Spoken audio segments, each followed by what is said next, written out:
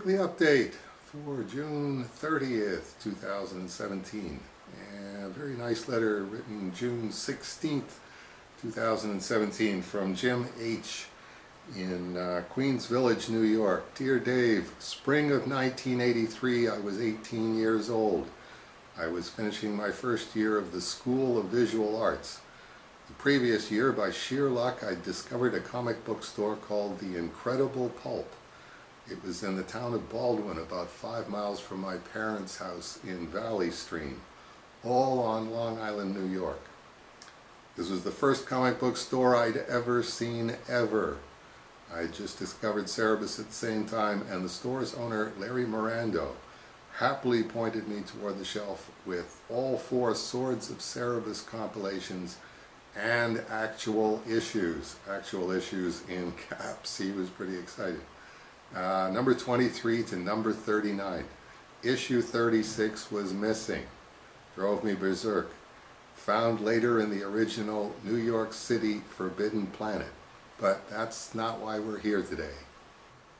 And I'll just interrupt here to say that Jim's package came with a Forbidden Planet plastic bag. The 832 Broadway location. Was that the original location? 212-473-1576 fpnyc.com, and that's the illustration on the bag. Maybe somebody can let us know if that's an original Forbidden Planet bag. I'm hanging on to it anyway. Somewhere in the following year, you announced a U.S. comic shop tour. Seeing The Incredible Pulp listed had me counting the days. I drafted my friend Joe to get me there. He had an appreciation for Cerebus and a car, and I didn't drive. When I read that part, I went, no, the Incredible Pulp wasn't on the American tour, which then set me off looking for the Incredible Pulp signing. I must have spent a good 40 minutes trying to find out, okay, when did that happen? Anyway. SVA required you to take a Photo 101 course back then. So I loaded film in my bought used Canon and set off, nervous. To this day, meeting people whose work I admire ends in a flurry of my mumbles and their blank looks. True to form, I didn't say much. You had Diamondback decks for sale. We watched you sketch a Cerebus figure. You looked around the room. Anyone want to buy it? I piped up. My voice cracked. Me. Your response was simple. Make me an offer. I did. I have no idea what the offer was or where the sketch is today, but I still got it. Friend Joe at the car paid you to draw Cerebus sketching potato salad. He still has it, too. The Incredible Pulp closed sometime in the early 1990s. Good luck to Larry Mirando wherever he is, and I second that. Wherever you are, Larry Mirando, thanks. That was a great signing. I found an old portfolio case in my closet, and amidst old college art and stuff was this photo. Thanks to Photo 101, I shot it and developed it myself back in 1983. Take it with my compliments. So the point to all this is simply a 52-year-old man saying thank you. Cerebus was the blast-off, my entry point of looking past mainstream comics, because your work pointed out their considerable limitations. Cerebus had none, artistically or intellectually. You showed what one dedicated artist could do without the machinery of the assembly line comic book production method, a method I'd never questioned before.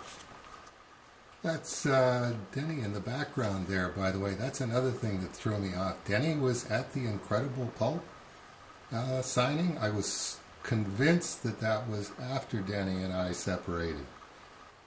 You know, it'd probably take me the rest of my life to grow a bad mullet at this point. I got the top part down, but getting that stringy stuff out the back, that doesn't happen in your early 60s anymore. So thanks for being you, for finishing the journey, and for Glamourpuss, Judenhaus, and following Cerebus. I hope your medical condition has a successful resolution. I need more Dave Sim art. There, I said it. And thank you very much, Jim H., for sending the photo along. And I did finally find a document in the Cerebus archive, the Aardvark Vanaheim update for March 1983. And the last bullet item on the list: autograph and sketching sessions have been scheduled for the Incredible Pulp in Baldwin, New York on May 1st, and at the Lone Star Shops in Dallas and Richardson, Texas on May 28th and 29th. So there you go. Yep, Denny and I were still together May 1st of 1983, and talking about the significance of being 26 years old in a recent post. That's what you're looking at in that photo. That's Dave Sim with 16 days left until he turned 27. So anybody else out there who has photos from a signing and would like to write their own recollections as Jim H. did and send them along, this one's definitely going in the Cerebus archive, the photo and the letter back to back. Okay, there you go, and I hope you'll see a bunch of you next week for the weekly update on July 7th. I forget who it was that was collecting pictures of me with bad mullets from the 1980s.